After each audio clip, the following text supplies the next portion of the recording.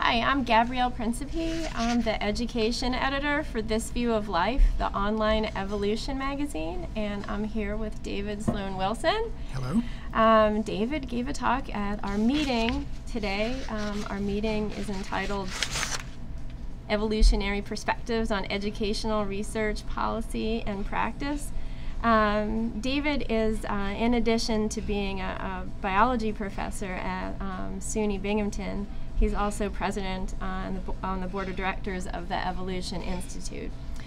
He gave a talk today entitled Difficulties in Perpetuating a Successful Program for At-Risk High School Students Informed by Evolutionary Science. So, David, can you give us your thoughts just generally on the meeting and then also a bit on what you presented in your talk today? Sure. So I wear two hats. In the first place, I preside over the whole Evolution Institute, which organized this meeting on education. And in the second place, I gave a talk within the symposium. Right. And so education from an evolutionary perspective is one of our foci. It was actually our first workshop was on this topic.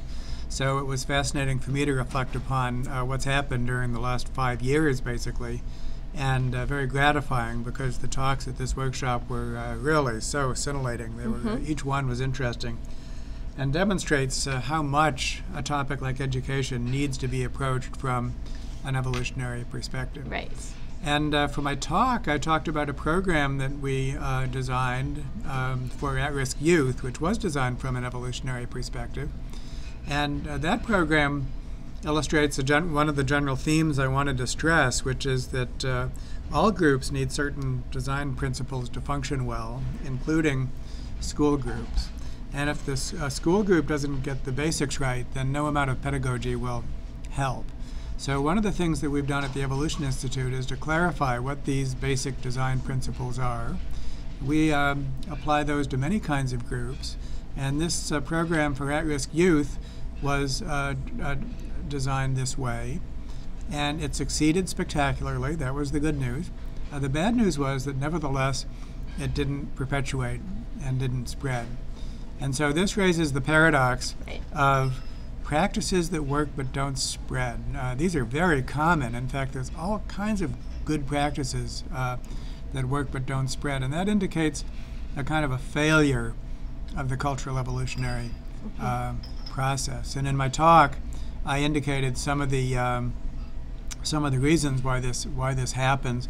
Those included, for example, the need to teach the practices in a way which is sort of embedded within the group and can survive turnover of the group, and that people can learn this without too much work.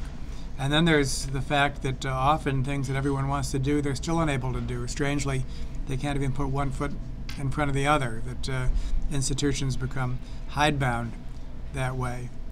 And also the fact that there needs to be a commitment, that if you engage with someone to do it and then there's not a commitment to follow through, then things can happen and all of a sudden, you were invited in and then you're invited out. And so you really have to think of programs as almost like an organism that exists in an environment, and that environment is often very harsh and then needs to be protected. More back to design features, really. Right, right.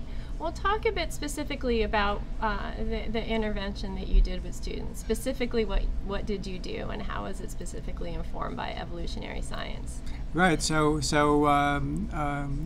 all groups more or less involve people that are trying to coordinate their activities and to perform services for each other in order to achieve some common objective. And the great danger for those groups is that individuals will do things for their own benefit at the expense of the group. And so well-designed groups are protected against that kind of within-group exploitation. And in addition, of course, they need to have a sense of being a group and what that group is about. So if you're not seeing your group as a group and have a clear sense of what it's doing and why it's important, then the group's not going to function well. Right. So there's this list of principles. It's easy for me to reel them off. Strong sense of purpose and group identity, proportional costs and benefits. It's unsustainable for some members to do all the work and for others to get the gain. Decision making that's fair, so that we decide to do things, not you for your benefit. Monitoring, we have norms, and we need to monitor those norms to detect deviance. Graduated sanctions, if somebody does misbehave, that has to be corrected. Nicely at first, but with a capacity to escalate. Conflict resolution, members of groups will disagree, and those conflicts need to be resolved in a fast and fair fashion. Local autonomy, you have to be free to structure your group, and otherwise, if it's just dictated from the outside, then none of these things can take place. And finally, in multi-group societies, and our society is always multiple groups, then the relationships among groups must be established that embody those principles. So those are the big 8 that are required for most groups. And all we did was we took this school within a school for at-risk youth. All of these kids had flunked 3 or more of their classes the previous year. We built in those design features, and you know what? They thrived. Right. So you talk about the paradox of successful things, not grabbing hold and perpetuating. Talk about how successful your program was, and in what domains it was successful.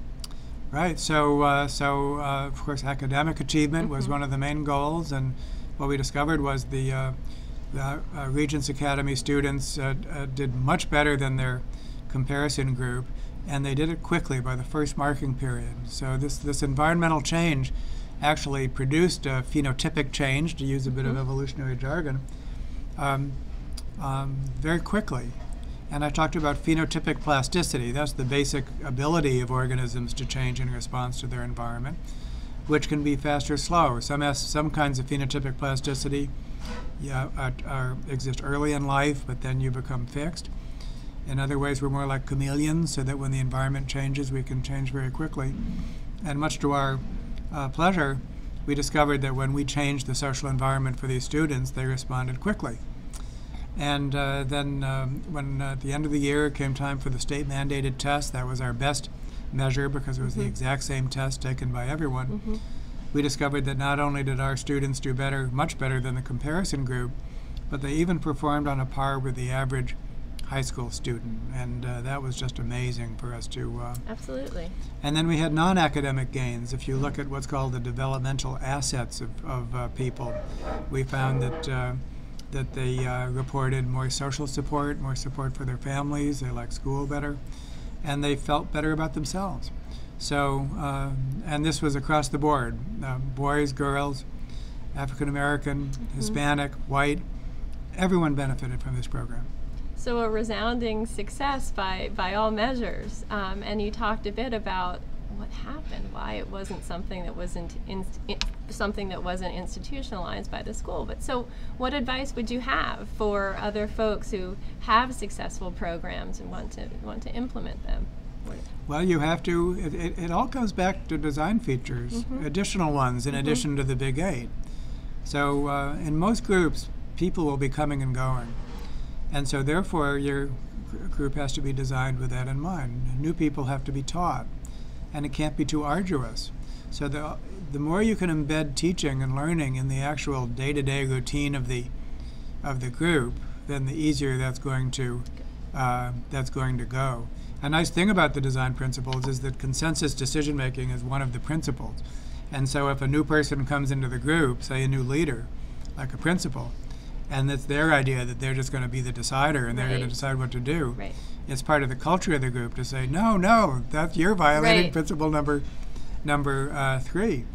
And then another thing is just engage commitment, because if we're going to do this, it's a lot of work. And you really have to have some sense in which you know that your partner is obligated really to follow through, to come up with information when information is needed. And if that doesn't exist, then even though it seems going in that it's a cooperative arrangement and that's going to continue to do so, that's too ephemeral. Among other things, the person you started with might not be the person that you end with. We got a new superintendent who had their own stamp that they wanted to apply. And so these are just, it all comes down to design features, because after all, this is a group that's trying to survive in an environment. And one thing I learned from this is that the educational environment, it's a very harsh environment. it's full of instability. Things are changing all the time. Demands are coming in. Most of the people feel overwhelmed. And so one thing we could do, thinking more broadly, is to stabilize the environment that these programs are trying to live in and make them less unpredictable and harsh. Good. Well, I'll ask you the final question that you've been asking everyone, but it's been throughout your comments so far. But so maybe I'll ask it a bit differently.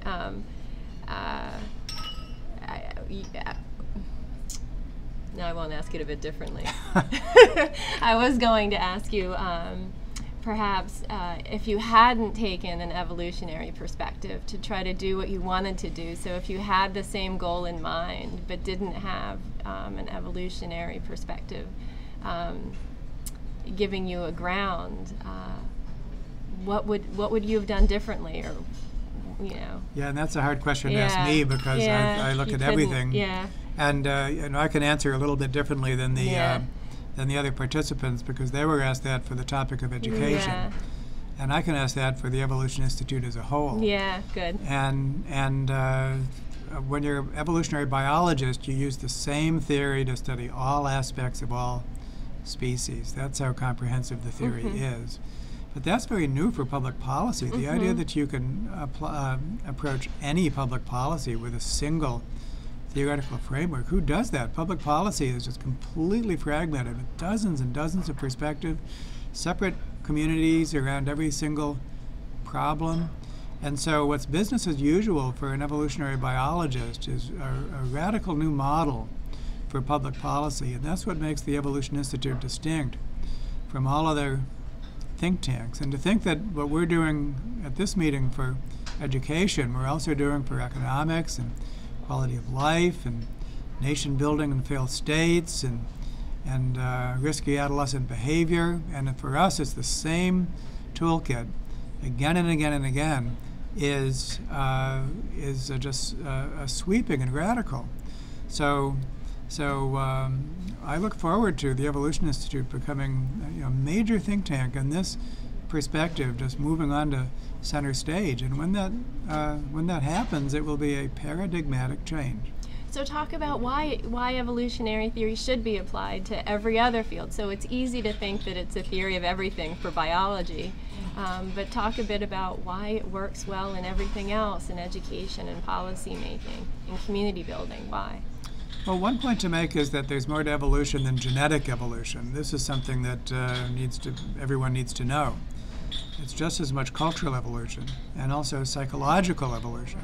So once you begin to think of evolution as what we call a domain general process and a substrate neutral process, then most of what people don't associate with evolution actually needs to be approached from an evolutionary perspective.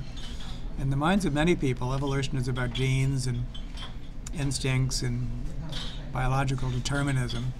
And then that's in contrast to our wonderful cultural and behavioral flexibility, which is envisioned as outside the orbit of evolution.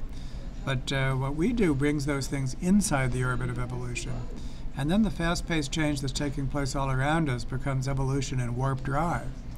And another elementary point is that evolution isn't good.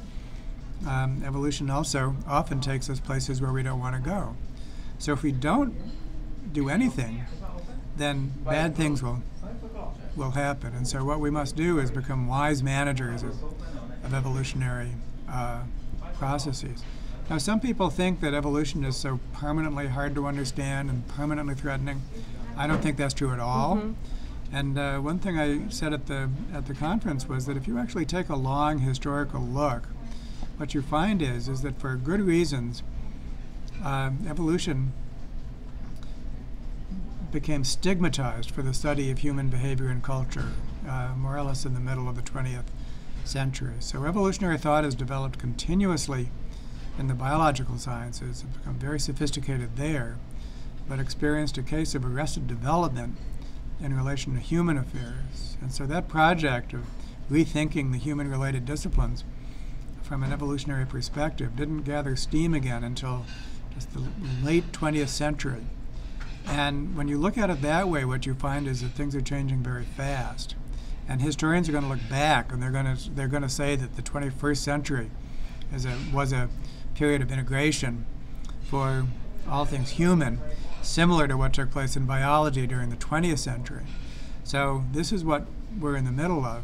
But of course we can catalyze it, so we can cause it to take place 5 years from now rather than 50 years from now. And that is really what I think the Evolution Institute is all about. Yeah, fantastic. Thank you. Thank you so much for your comments, for this wonderful meeting. It's so interesting and profound to think about education from an evolutionary perspective. So thank you all around. And thank you for serving as the education editor for this view of life. My pleasure. Bye-bye.